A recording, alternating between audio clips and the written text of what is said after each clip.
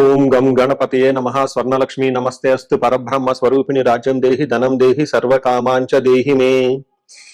గణపతి మనందరికీ మంచి బుద్ధిని సిద్ధిని సక్సెస్ ఇవ్వాలని చెప్పేసి కోరుకుంటూ, స్వర్ణలక్ష్మి అమ్మవారు మన అందరికీ చక్కగా బ్రహ్మ జ్ఞానాన్ని కలిగించాలని, తద్వారా మనం ప్రతిదాన్ని శోభాయమానంగా చూస్తూ ఎప్పుడు మనకి దుఃఖం అనేది లేకుండా ఉండాలని చెప్పేసి, ఎప్పుడు ఆనందభరితంగా ఉండాలని చెప్పేసి అమ్మవారిని కోరుకుంటూ, అమ్మవారిని అలానే మనందరికీ చక్కగా సమృద్ధిగా ధనాన్ని ఇవ్వాలని చెప్పేసి, భాగ్యాన్ని ఇవ్వాలని చెప్పేసి కోరుకుంటూ, అంతేకాకుండా మనందరికీ రాజ్యం ఖచ్చితంగా ఒక అథారిటీ, పవర్, స్టేటస్, ఒక దర్పం అవన్నీ మనకు అమ్మవారు ఇవ్వాలని చెప్పేసి కోరుకుంటూ, వీటితో పాటుగా సర్వకామార్థ సిద్ధి, మన మనసులో అనుకున్న ముఖ్యమైన కోరికలన్నీ చక్కగా నెరవేరాలని చెప్పేసి అమ్మవారిని మనం కోరుకుందాం. సో మనం జులై మంత్ రాశి ఫలాల గురించి మాట్లాడుకుంటున్నాం కాబట్టి, జులై మంత్ చాలా ముఖ్యమైన అనేక రకాలైన విశిష్టతతో కూడుకొని ఉంది. ఇందులో మనం కొన్ని ముఖ్యంగా చర్చించుకుందాం. ఒకటి, ఈ మాసం వచ్చేటప్పటికి ఫస్ట్ 15 days నిజ జ్యేష్ఠ మాసంతో ఉంటుంది, తర్వాత ఆషాఢ మాసంతో ఉంటుంది. ఈ జ్యేష్ఠ మాసంలో చాలా వరకు పెళ్లిళ్ళు, ముఖ్యమైన కార్యక్రమాలు ఉన్నాయి. వీటితో పాటుగా ఎప్పుడైతే ఆషాఢ మాసం స్టార్ట్ అవుతుందో ఇందులో చాలా చాలా ముఖ్యమైన పనులు అయితే ఖచ్చితంగా ఉన్నాయండి. ఒకటి మనం చూసుకుంటే గురుమూఢం స్టార్ట్ అవుతుంది. ఎప్పుడైతే గురుమూఢం స్టార్ట్ అవుతుందో, ఈ గురుమూఢం మనకి జూలై 15 నుంచి ఆగస్టు 13 వరకు ఉంది. ఈ డేట్స్ లో మనకి వివాహాలు కానివ్వండి, గృహ ప్రవేశాలు లాంటి శుభకార్యాలు ఎక్కువగా చేయరు. అది ఒకసారి గమనించవలసిందిగా కోరుతున్నాను. వీటితో పాటుగా మనకి ఇంకొక ముఖ్యమైనది ఏమవుతుందంటే, మనకి దక్షిణాయనం స్టార్ట్ అవుతుంది 17వ తారీఖు నుంచి. అక్కడ నుంచి ఇప్పుడు దాకా ఉన్న ఉత్తరాయణం కంప్లీట్ అయిపోయి దక్షిణాయనం స్టార్ట్ అవుతుందని గమనించాలి. తర్వాత 25వ తారీఖున మనకి తొలేకాదశి స్టార్ట్ అవుతుంది. దానికి ముందుగా చాతుర్మాస వ్రతం అని చెప్పేసి 4 మాసాలు ముఖ్యమైన మాసాలుగా చాతుర్మాస వ్రతం కూడా ఇందులోనే స్టార్ట్ అవుతుంది. ఇంకొకటి లాస్ట్ అండ్ ఫోర్మోస్ట్ ఇంపార్టెంట్, ఈ నెల 26వ తారీఖు నుంచి ఈ 14వ తారీఖు నుంచి 22వ తారీఖు వరకు మనకి చైత్ర మనకి ఆషాఢ నవరాత్రులు అని చెప్తారు. వీటిని ఏమంటారు? గుప్త నవరాత్రులు అంటారు, లేకుంటే వారాహి నవరాత్రులు అని చెప్పేసి చేస్తూ ఉంటారు. ఈ నవరాత్రులు కూడా ఎంతో విశిష్టత కలిగి ఉంది. పర్సనల్ గా ఈ 9 రోజులు నేను కూడా చక్కగా సింపుల్ గా చేస్తాను, పెద్ద పెద్ద హడావుడిగా చేయకుండా. ఇలా చేసుకునే వాళ్ళందరికీ ఎంతో బాగా ఉపయోగకరంగా ఉంటుంది. లాస్ట్ లో ఈ మంత్ మనకి గురు పూర్ణిమతో ఈ మాసం అనేది పూర్తి అవుతుంది. ఇన్ని రకాల విశిష్టత కలిగిన ఈ మాసంలో జ్యోతిష శాస్త్రం ప్రకారంగా కూడాను 3 ముఖ్యమైన గ్రహాలు మారుతూ ఉన్నాయన్నమాట. ఆ గ్రహాలు మనం ఏంటో చూసుకుంటే, జూలైలో 4వ తారీఖు, 7వ తారీఖు, 16వ తారీఖు, 21వ తారీఖు, ఇలా జూన్ అంటే 3 గ్రహాలు మారుతున్నాయి. ఈ మారి గ్రహాలు శుక్రుడు, బుధుడు, సూర్యుడు గ్రహాలు కూడా ఉన్నాయి. 4వ తారీఖు వచ్చేటప్పటికి శుక్రుడు, బుధుడు వచ్చి 7వ తారీఖు, 16వ తారీఖు సూర్య భగవానుడు మారుతూ ఉన్నారనమాట. ఈ యొక్క 3 గ్రహాల యొక్క ప్రభావం మనకి జూలై మంత్ లో ఎలా ఉండబోతుందో మనం తెలుసుకుందాం. సో మనం ధనుసు రాశి చూద్దాము. ధనుసు రాశి వాళ్ళకి చూసుకుంటే 2 గ్రహాలు కొంచెం అనుకూలంగా ఉన్నాయి, 2 గ్రహాలు ప్రతికూలంగా ఉన్నాయి. అంటే 2 గ్రహాలు పాజిటివ్, 2 గ్రహాలు కొంచెం మీకు ప్రతికూలంగా ఉన్నాయి, నెగిటివ్ గా ఉన్నాయని గమనించుకోవాలి. అంటే రిజల్ట్ 50-50గా ఉంది అని చేసుకోవాలి. అయితే ఇందులో మన డీటెయిల్ ప్రకారం చూసుకుంటే, ఫస్ట్ ధనుసు రాశిలో ఉన్న నక్షత్రాలు చూసుకుంటే మూల 1, 2, 3, 4 పాదాలు, పూర్వాషాఢ 1, 2, 3, 4 పాదాలు, ఉత్తరాషాఢ ఫస్ట్ పాదం అంతా ఇందులో ఉందని గమనించాలి. పేరు బలం బట్టి చూసుకుంటే వీళ్ళకి ఏ, యో, బా, బి, భూ, దా, భా, దా, భే అన్న అక్షరాంతా కూడాను ఎవరిదైనా ఇలా ఫస్ట్ అక్షరం మోరార్లెస్ ఇదే సౌండ్ తో ఉంటే వాళ్ళది కూడా ధనుసు రాశిని గమనించాలి. ముందుగా చెప్పుకున్న ప్రకారంగా 3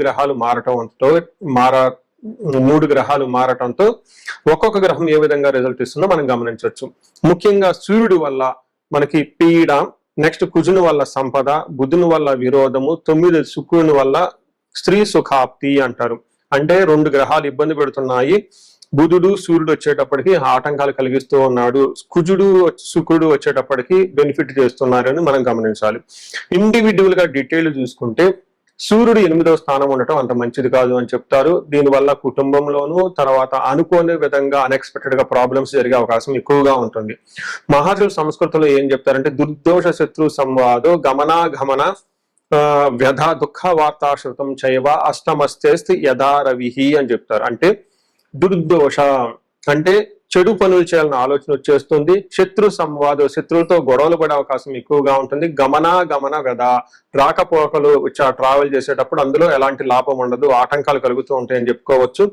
దుఃఖ వార్త శృతం చైవ, ఏదైనా గనక పని చేస్తే అందులో లేదంటే దుఃఖం కలిగించే వార్తలేని అవకాశం ఎక్కువగా ఉంటుందని చెప్తూ ఉంటారు. ధనాన్ని కోల్పోయే అవకాశం ఎక్కువగా ఉంటుంది. భయం కలిగే పరిస్థితులు ఎక్కువగా ఉంటాయని గమనించుకోవాలి. అంటే సూర్యుడు 8th హౌస్ లో ఉండటం అంత మంచిది కాదు. ముఖ్యంగా జూలై 15 నుంచి జూలై 25 వరకు తీవ్రత ఎక్కువగా ఉంటుంది. ఈ 10 days చాలా జాగ్రత్తగా ఉండటం ఎంతైనా అవసరం అని గమనించాలి.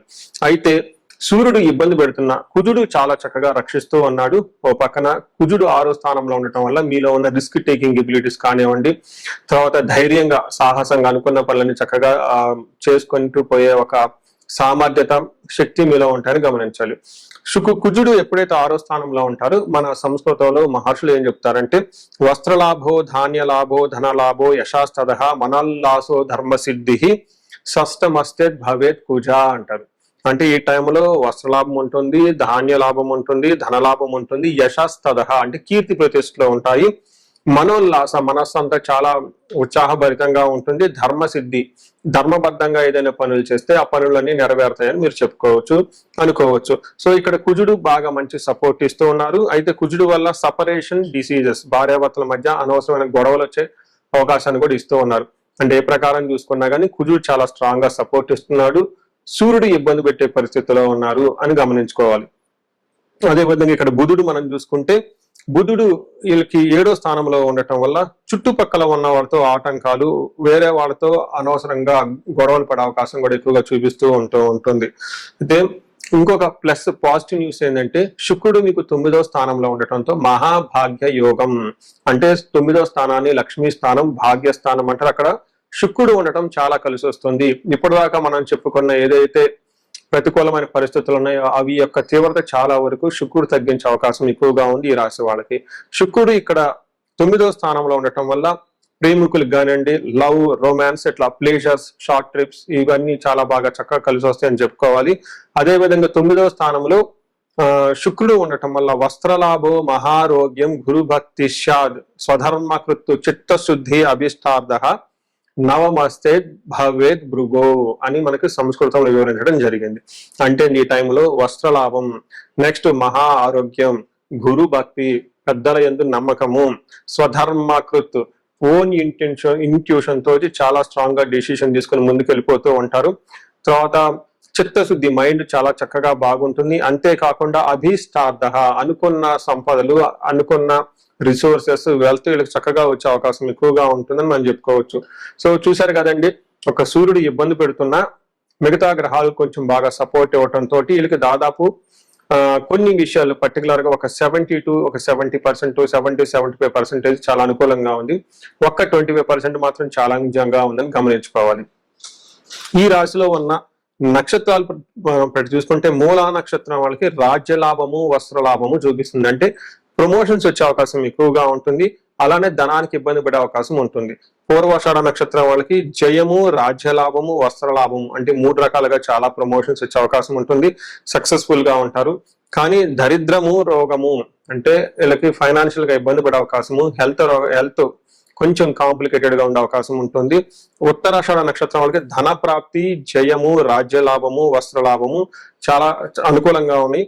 అయితే అగైన్ ధన ప్రాప్తి ఉండి ఫైనాన్షియల్ గా ఇబ్బంది పడేది, ధనతో డబ్బు లేకుండా ఉండే పరిస్థితి కూడా ఎక్కువగా కనిపిస్తూ ఉంటుంది. హెల్త్ కాంప్లికేషన్స్ కూడా ఉందని గమనించాలి. సో మీరు ఇప్పటి వరకు చూసుకున్న దాన్ని బట్టి చూసుకుంటే వీళ్ళకి దాదాపు ఒక 70-70% అనుకూలంగా ఉంది. కొన్నిట్లో ఇబ్బంది పడుతున్నారని తెలుసుకోవాలి. ముఖ్యంగా సూర్యుడు 8వ స్థానంలో ఉండటం కొంచెం ఇబ్బంది పడే పరిస్థితులు కాబట్టి సూర్య భగవానుడికి సూర్య నమస్కారాలు చేయటం బాగా కలిసి వస్తుంది. సూర్యుడికి ఆర్ఘ్యం చేయటం చాలా బాగుంటుంది. ఆర్ఘ్యం చేస్తే ఇంకా చాలా బాగా కలిసి వస్తుంది. సూర్యగ్రహానికి సంపూర్ణ శాంతి అంటారు. ఈ సంపూర్ణమైన శాంతి చేసినా కానీ చాలా బాగుంటుంది. ఫాదర్లీ ఫిగర్ లాంటి వాళ్ళకి ఏదైనా సేవ చేస్తే వాళ్ళ ఆశీర్వాదం తీసుకుంటే ఇంకా బాగా కలిసి వస్తుంది. వీటితో పాటుగా ఆదిత్య హృదయ స్తోత్రం చదవటం చాలా చాలా ఇంపార్టెంట్. ఎవరికైతే జాబ్ లో బాగా ఇబ్బంది పడుతున్నారో, తీవ్రమైన ప్రాబ్లమ్స్ లో ఉన్నారు, ఆదిత్య హృదయ చదవటం ఇంకా చాలా మంచిది. ఎవరైతే సీరియస్ గా ఉన్నతమైన ఉద్యోగాలకి ముఖ్యమైన పనులు చేస్తున్నారో ఒక్కసారి రుద్రాభిషేకం చేపించుకొని ఏకాదశ మహాన్యాసపూర్వక ఏకాదశ రుద్రాభిషేకం చేపించుకోండి. చాలా చక్కగా ఉండే అవకాశం ఎక్కువగా ఉంటుంది. ఈ రాశి వారికి అష్ట ఐశ్వర్యాలు కలగాలని చెప్పేసి కోరుకుంటున్నాను. పరిహారాల్లో భాగంగా ఈ రాశి వాళ్ళు ముఖ్యంగా నేనేం చెప్తానంటేనండి, ఇది గోచార రీత్యం అంటే గోచార ఫలితాలు అని చెప్తూ ఉంటారు. అయితే మీ ఇండివిడ్యువల్ యొక్క జన్మరాశిలో చూడటం కూడా చాలా ఇంపార్టెంట్.